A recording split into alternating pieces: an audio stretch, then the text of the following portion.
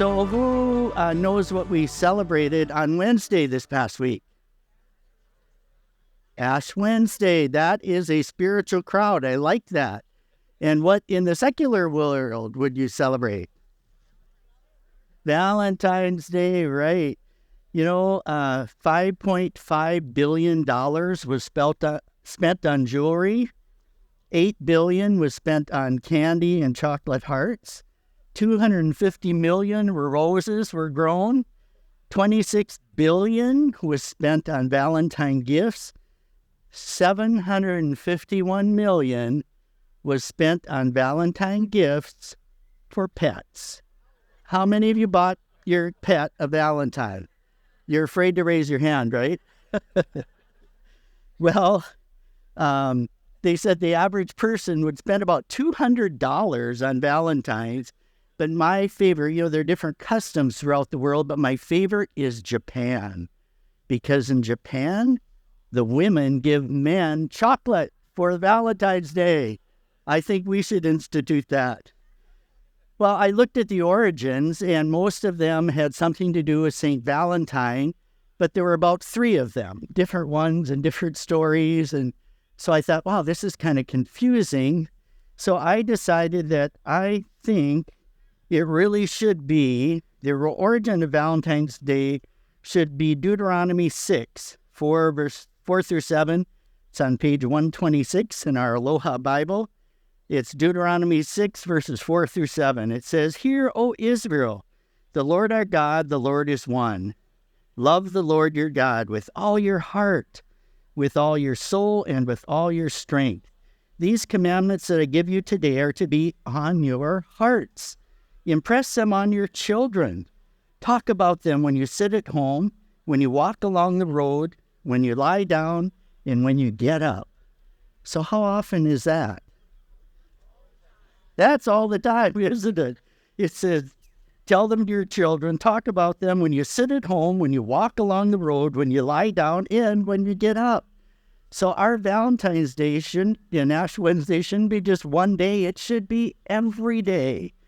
And Jesus in Matthew, Mark, and Luke, when things are always repeated, to me that when my parents had to repeat things, usually it's because it's important and I must not have been listening.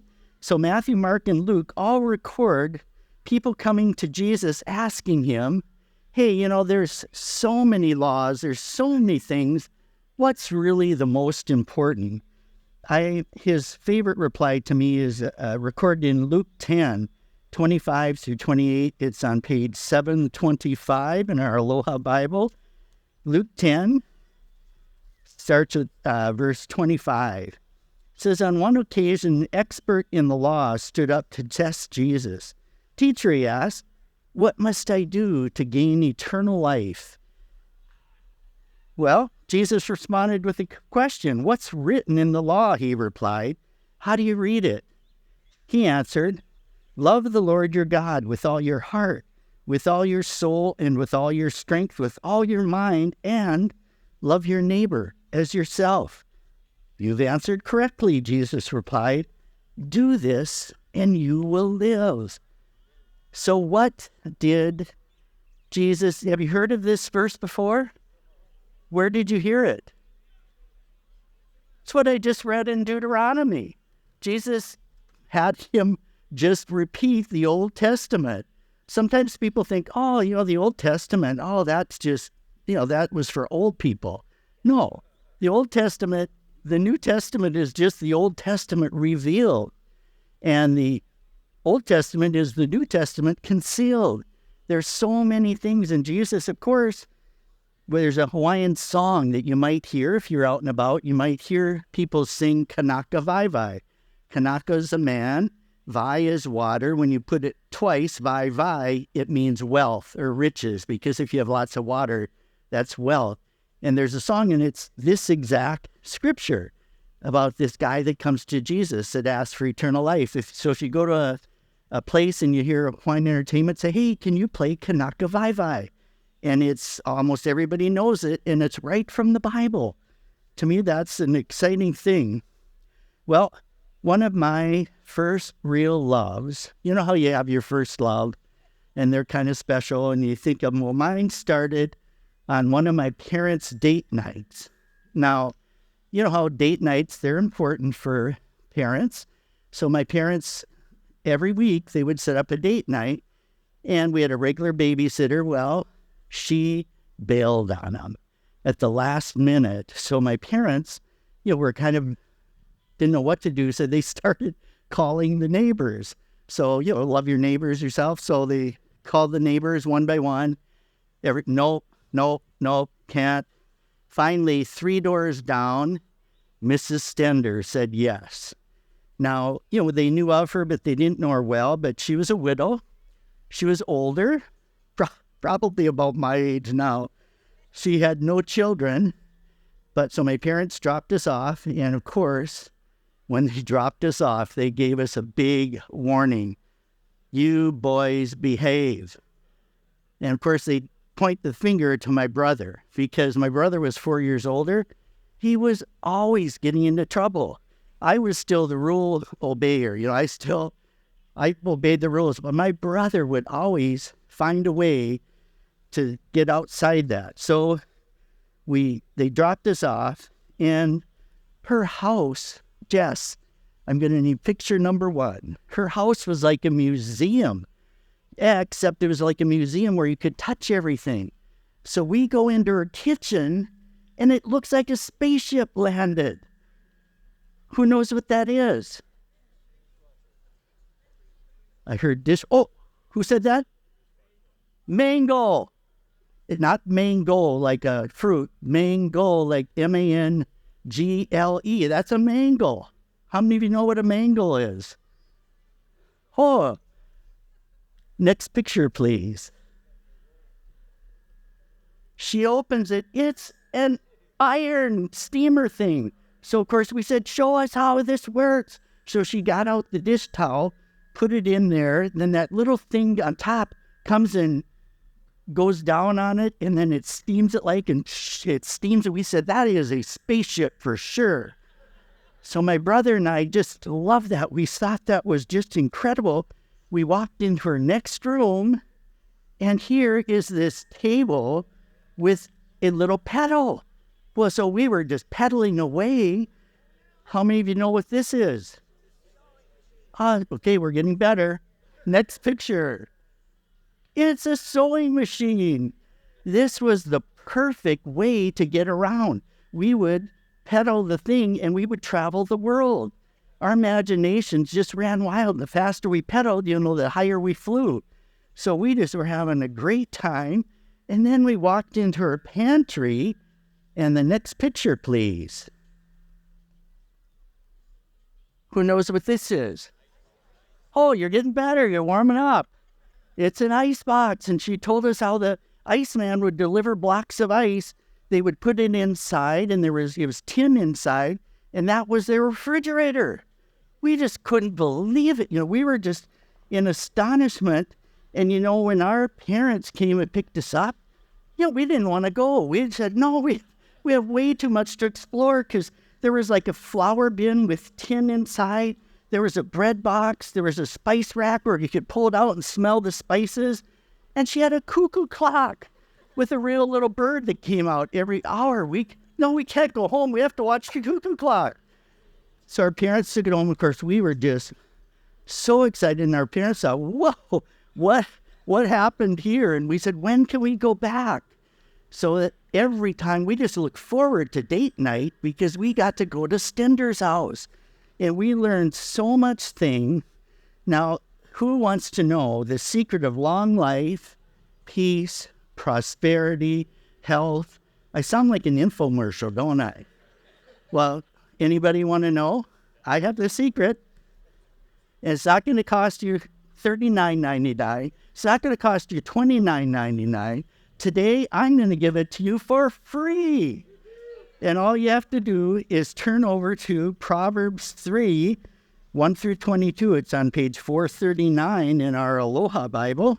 Proverbs 3.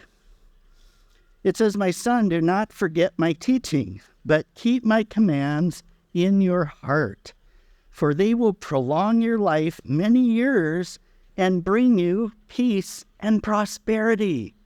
How do you do it? It says, don't forget my teaching, keep my commands where? In your heart. Do that, and it says you'll have peace and prosperity. Let love and faithfulness never leave you. Bind them around your neck, write them on the tablet of your heart. Then you will win favor and a good name in the sight of God and men. Write them on the tablet of your heart. And didn't we just learn that? You're supposed to keep your commands where? In your heart. Then it goes on. Trust in the Lord with all your heart. And lean not on your own understanding. In all your ways submit to him. He will make your path straight. Trust in the Lord with? Are you getting a theme here? I mean, God's talking so much about the heart. He says, don't be wise in your own eyes. Fear the Lord. Shun evil. This will bring health to your body and nourishment to your bones. Now, how many have ever heard that on the infomercial? But it's the truth. This is basic instructions before leaving earth. This is the Bible, basic instructions before leaving earth. If you says, don't be wise in your eyes, fear the Lord, shun evil, it'll bring health to your body and nourishment to your bones. How many could use health in your body, nourishment in your bones? Right here tells you how to do it.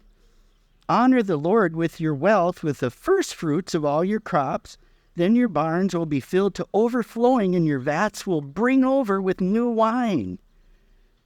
Now, that says, honor the Lord. Does it say, spend everything you have, and if something's left over, then give that to the Lord? Is that what it says? It says, bring your first fruits to the Lord. What does that mean? That means when you bring in your crops, first you pay off God, you pay the Lord first. What's left over belongs to you. We kind of do it the other way, don't we? We spend everything, we make sure our needs are taken care of, and then what's left over we give to God. And he said, no, that's not how it works. If you want barns flowing and overflowing, when you get your money, the first share goes to me. Give it to me, and then I'll make sure that you're going to have enough for everything you need. My son, do not despise the Lord's discipline. Do not resent his rebuke, because the Lord disciplines those he loves, and a father, the son he delights in. Were any of you ever disciplined as a child? And do you feel sometimes you're still being disciplined? I always, when I knew it was bad, is my dad had a habit of, he would bend his tongue over and put it in his lower lip, and then he would start taking his belt off. And that meant it was time to run for your life. And I was the good one, my poor brother. And he also was superintendent of Sunday school. So boy, believe me, guess where we were every Sunday? Yeah, we were in Sunday school. I have Sunday school pins that hang down. It says, blessed are those who find wisdom, those who gain understanding, for she is more profitable than silver and yields better returns than gold. She is more precious than rubies. Nothing you desire can compare with her. Long life is in her right hand. In her left hand are riches and honor. Her ways are pleasant, and all her paths are peace. Now, haven't you seen those infomercials where they're saying, get rid of your money, you'll buy silver, buy gold, because they're going to last. And then this says, wait a minute, I can give you something better than silver, better than gold. That's finding wisdom. She is a tree of life to those who take hold of her. Those who hold her fast will be blessed. By wisdom, the Lord laid the earth's foundation. By understanding, he set the heavens in place. By his knowledge, the watery depths were divided, and the clouds let drop the dew. My son, do not let wisdom and understanding out of your sight. Preserve sound judgment and discretion. They'll be life to you. We're all looking for that, aren't we? And he's saying right here, get wisdom, get understanding. But how do you do that? Well, Proverbs 9, verses 10 through 12, it's on page 443. gives us just a little bit of a start. It says, the fear of the Lord is the beginning of wisdom. Knowledge of the Holy One is understanding. For through wisdom your days will be many, and years will be added to your life. If you are wise, your wisdom will reward you. How many would you like some years added to your life? At the point I am, I'll take everyone I can get. And it gives us the secret to that. The fear of the Lord is the beginning of wisdom. Knowledge is understanding. Through wisdom, your days will be many, and years added to your life. So, boy, I want to get all the wisdom I can get. Well, there's another clue, and it's in Proverbs 13, verse 20. It's on page 446. Proverbs 13, verse 20. Walk with the wise and become wise, for a companion of fools suffers harm. Walk with the wise and become wise. I do a Bible study on Monday mornings, and the Word, I tell you, you gain so much wisdom just reading this. And then Brian Hughes over here, my good friend, comes, and he is like the Bible man. He is like you don't have to go and look anything up. You say, Brian, what about this? And he just tells you. So I like hanging around him because I'm thinking I'm getting some wisdom, like brushing off on me. And, I think growing up, I got a lot of my wisdom from Mrs. Stender. I couldn't say the S's when I was small, so I called her Tender. But she had a chair, comfortable chair, and then she had a table, and right on her table were three things: Life magazine, National Geographic, and the Bible. So she kept up with current events through Life magazine. She kept up with the world and what was going around the world in National Geographic, and she read God's Word. And the combination of those, she just had great stories. So in Hawaii, we call it talk story. She was a swinger. And that was one of my favorite things about her. We would go out on her front porch, and she had a swing right there. And we would sit on her swing for hours. My feet, wouldn't touch, but she would, her feet touched, and so she would rock us back and forth.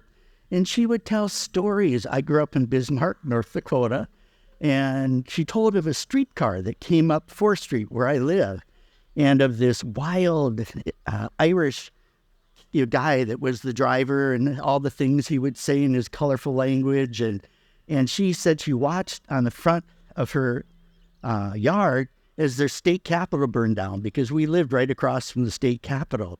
I didn't even know we had a first one. There was a wooden one that burned down. So I just learned so much history and wisdom. And she would bring out National Geographic and show us pictures of children around the world, in Africa and Tanzania and just all these far places. So then we would go over to the sewing machine and pump it and fly there, and just had a great time. But right next to her swing on her porch was a church pew. And I said, where did this come from? And she said the church that she attended, she had perfect attendance. She was there every Sunday and sat in the same pew. That was Mrs. Stender's pew. So when they tore the church down and built a new church, they gave her the pew. So she had a church pew right on her front porch. And, she would tell me Bible stories. Just her stories were so amazing. But my favorite thing was she had a Marshall Fields catalog. Anybody heard of Marshall Fields? Their main store is in Chicago.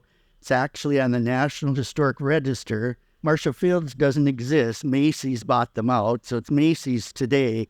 But Marshall Fields had this it was like Neiman Marcus, of the day. It had this catalog, and of course I would go right to the toy section, and these incredible toys. And she would say, Brian, pick out what you want for Christmas. You can only have one, but pick what you want. Our parents never did anything like that. Of course, when we come home, they go, you look for something cheap. Don't buy the most expensive thing.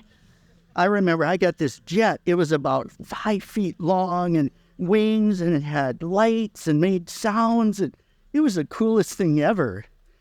Then they started growing up, and you know how it is when you get older, you get busy.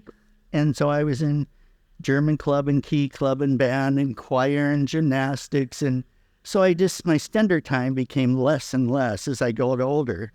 But whenever I needed help, I was right there at Mrs. Stender's because she spoke fluent German and I was taking German.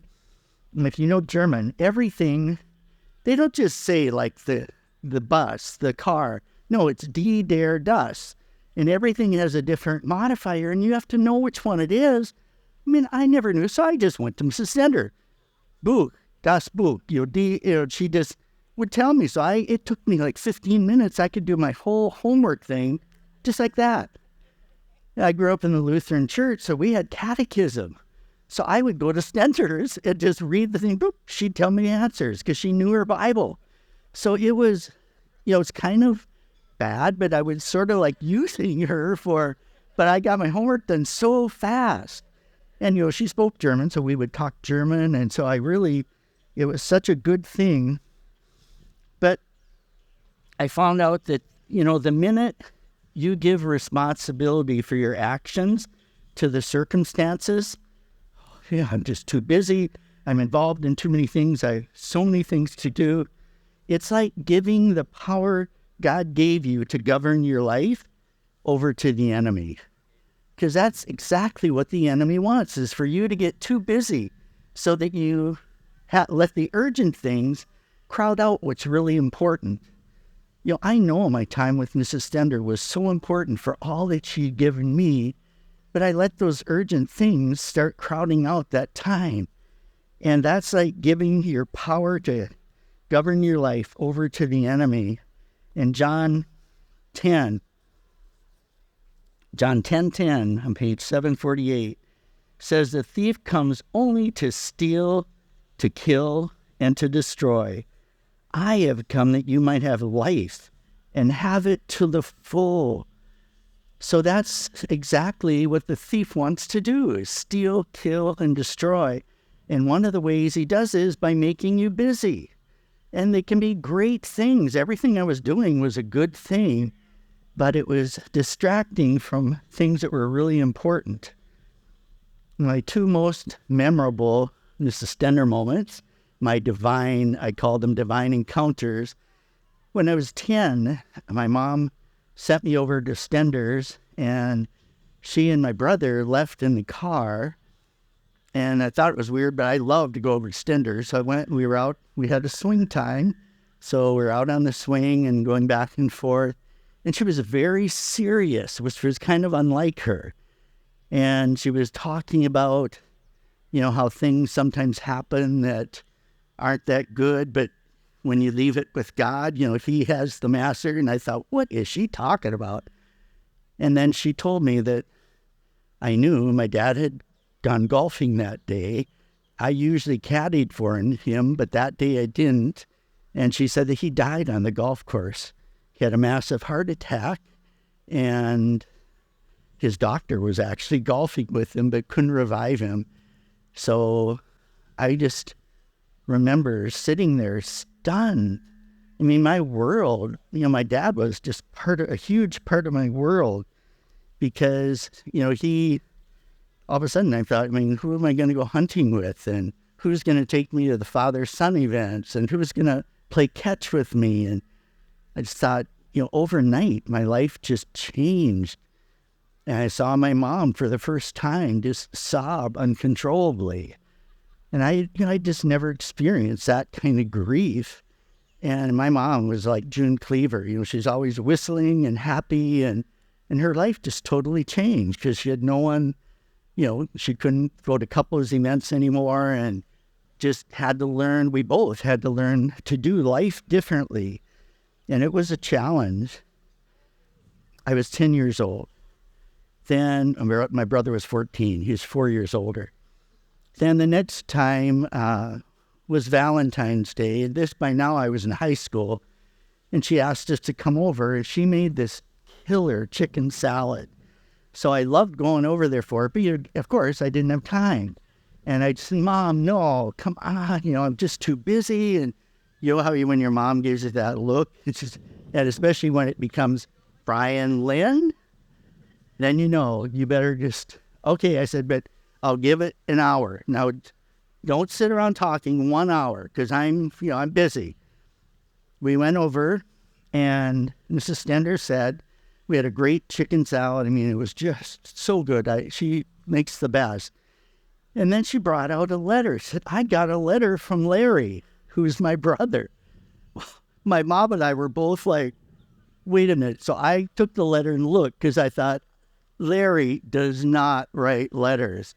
Never. I mean, so I looked to make sure it was his handwriting, and it wasn't. And then my mom grabbed it, because my son Larry? I mean, that's impossible. And sure enough, it was his writing. And then when she opened it and read it to us, it was like she told us that my brother said, I don't know if I've ever thanked you for all that you meant to me growing up, for your support, for your unconditional love. You loved me in spite of the way I acted, in spite of things I did. You taught me about God. And of course, this time, my mom is just like weeping uncontrollably. I am just crying uncontrollably. Stender is crying uncontrollably. And we're like, man, this is not my brother. But I thought, that's exactly how I feel, too. You've just given me so much love, Mrs. Stender. And my mom's going, and you help my kids so much. And so it was one of those divine appointments. We're just, you felt like God just came down and covered this experience with love. So my mom and I just walked home on a cloud, and I just said, I am so sorry, Mom, and I'm so thankful that you made me go, because that was a day I'll never forget for the rest of my life. And I might have missed it. So the next day, my mom always baked stuff. She had baked something. She said, bring this over from Mrs. Stender. And I said, okay, great. So I went over and knocked on the door, didn't answer. And I thought, that's weird. She's not home now. But I knew where the key was, the secret key hiding place. So I got the key, let myself in, was going to just leave it. And I was yelling for her, and I thought, that's weird. And I found out she died that night. And so I just thought, you can never do a kindness too soon, because you never know how soon it will be too late. And I thought, but what a way for her to go, knowing that we loved her, we cared for her, we appreciated all that she'd done for us. But I know there might be some of you today that have gone through that. You've lost a spouse, you've lost somebody dear to you, and it leaves a hole in your heart. And it's learning to do things in a different way. You'll never forget them, but you can rely on the things that they've taught you. My mom decided once to redo our chairs in our dining room, and they had beautiful weavings on them. But she took it up and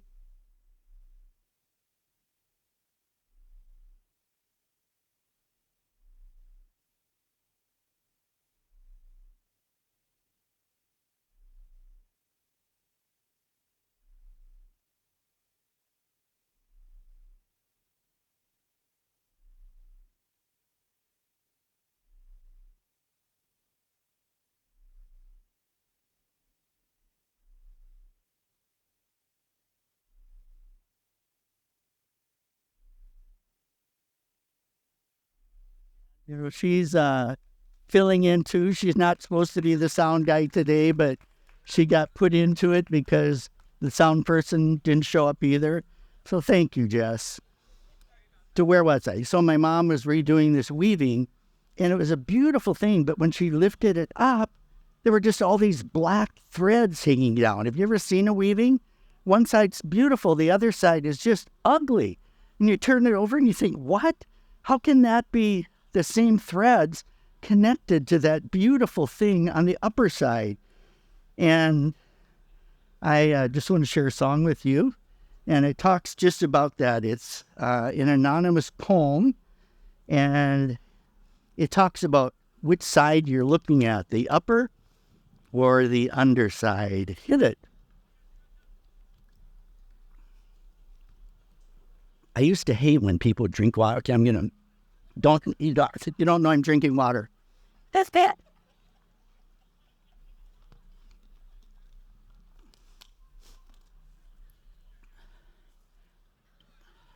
Louder though, I can't hear it.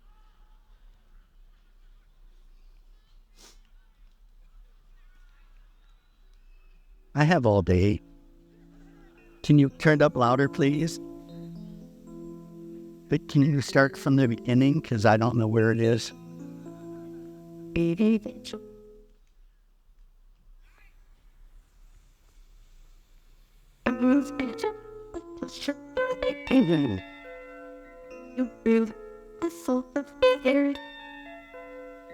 My life is but a weaving between my God and me. I do not choose the colors, but He works steadily.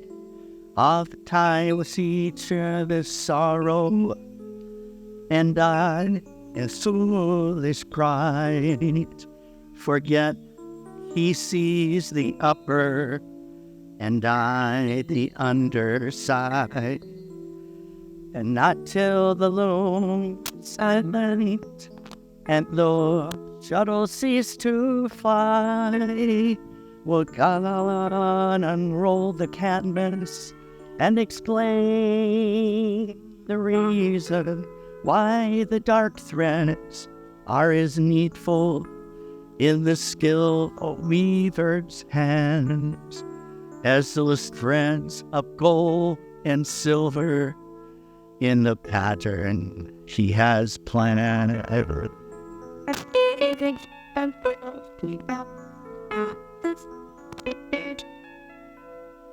Behind my life, He stands and works His wondrous will. I'll leave it in He always stands, then trust still. He shrouds His plan, and my short sight be dim. I will not by that halter scan, but leave each thread with Him. And not till the loner is silent, the shuttle cease to fly, He will God unroll the canvas and explain the reason why the dark threads are as needful in the skillful weaver's hands as those threads of gold and silver in the pattern He has planned. Yes, not till the loon will be silent and no cease to fly, will God roll the canvas and explain the reason why the dark threads are as needful in the skillful weaver's hands as the threads of gold and silver in the pattern He has planned.